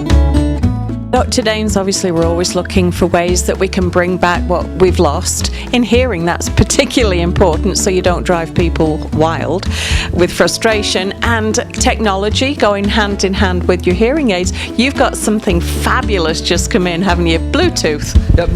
Bluetooth has been in hearing aids for a long time, but there's something new. Manufacturers come out with a new product that makes it very simple. We used to have to either take our phone out and talk into our phone, but the hearing aid would come into both of our ears, but now you don't even have to take your phone out of your pocket. When your phone rings, you push a button on the hearing aid and start talking. What? This is a new innovation, I'm sure. It is. We've been trying to do it for a long time, and this company just barely figured out how to do it, and it's been very good. Right. So you love it because you've tried it out, haven't you? Yes, I wear it. I enjoy it. Yeah. Don't even have to take your phone out of your pocket, out of your bag, out of anywhere. The phone rings, hit the button, and then you're talking. Yes, and you can be sitting on your couch watching TV. Your phone can be across the room, and push the button and it answers it, and you just start talking. Wow. You just can't even believe the innovations, can you, in technology these days? It's really amazing. And there's a TV connector that connects to your TV, so you can be streaming directly from your TV right into both ears. You can have the TV volume set at what you like it, and everybody else in the room can have it where they like it. Wow, that would be fantastic, right? And then your phone rings and you push the button and answer the phone. All this from the comfort of your own couch. Bluetooth technology, of course, been around, like you say, for a while, but you've just got this in. Are you going to start recommending this to people? I am. Yeah. In fact, I've probably put on 5 or 6 people already, and they love it. Really? Yes. Okay, well, we can't ask for more than that. So if you're thinking that you'd like to get right up to date with the technology available in your hearing aid, come on down here to Cache Valley Hearing and talk to Dr. Daines. He'd love to help you. Tell us where we are, Dr. Daines, and how people can get hold of you. We're at 485 North Main, right across from the New Zions Bank, and our phone number is 753-4327. Okay, just out there as far as technology, and it just sounds great. If I ever need a hearing aid, this is the kind that I'm getting. Thanks, Dr. Daines. Bring back what you've been missing. Bring back Cache Valley Hearing and Audiology.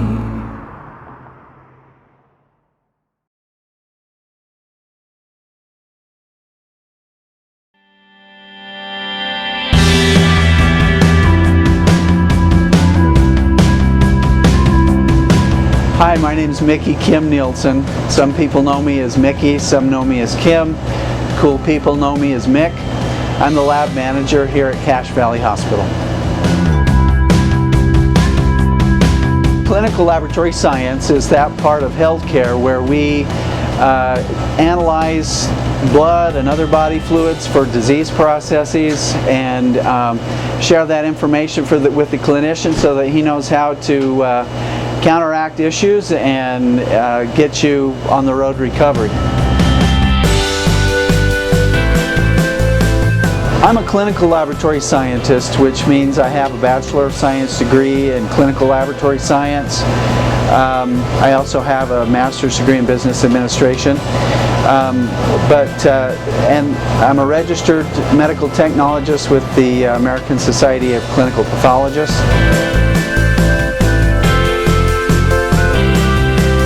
This is our chemistry section here. We have two chemistry analyzers that do the majority of the chemistry testing. We have another analyzer that's behind me here that does some of our specialized chemistry testing.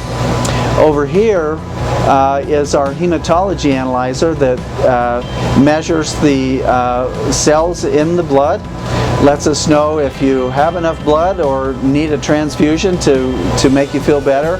We can tell if there's an infection going on somewhere in your body.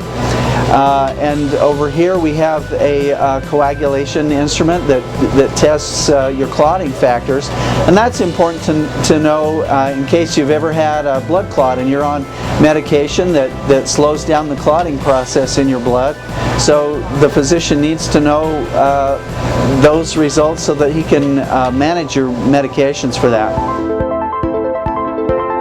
I've made a lot of friends over the course of my career, and also discovering, the mystery of what's going on, what makes somebody ill, what's going on with them. It's mostly like being a detective and doing the work that figures out what's going wrong.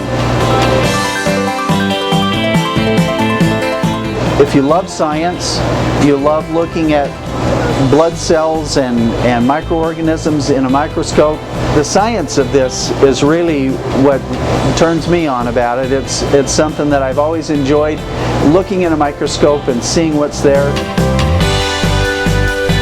I started working here at Cache Valley Hospital back in 2000 when it was known at that time as Cache Valley Specialty Hospital.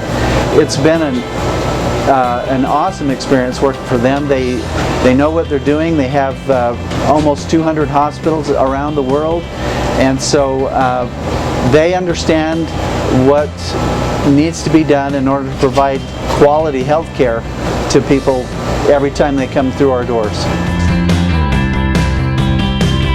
I'm probably outnumbered at least 4-to-1 by the women that work in this profession, and it's good because women are very intelligent and bring a lot to the workplace here, and they especially keep me on my toes.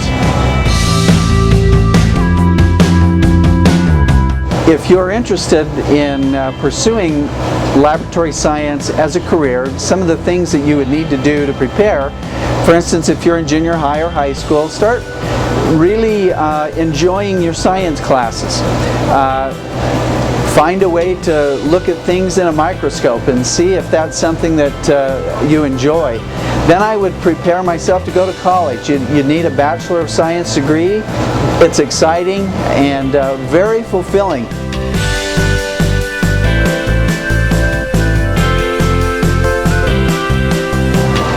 So outside of my laboratory life, I like to do a lot of different things. I'm a drummer in a local rock band, a bunch of old fogies that get together just to play music, the good old stuff from the 60s, 70s, and 80s.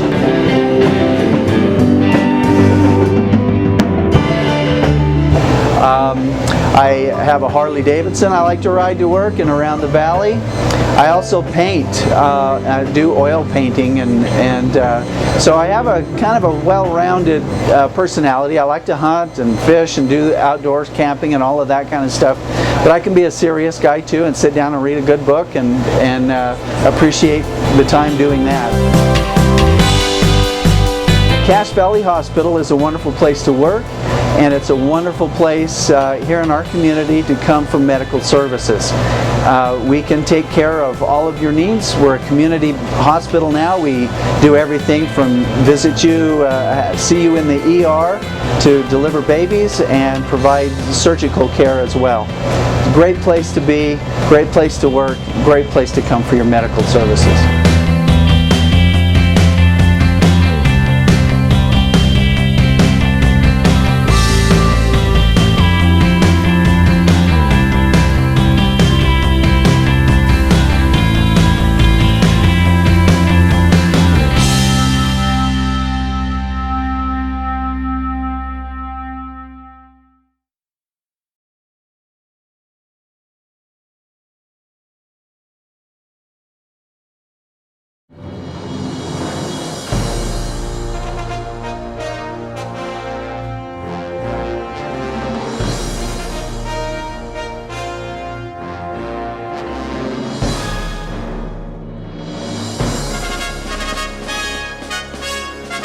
Attention winter athletes, no hospital network is more committed to short emergency room wait times than Mountain Star Healthcare.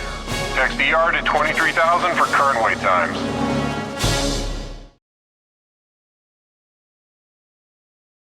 The whole game, I don't hear anybody in the crowd. It's just me and the pitcher out there.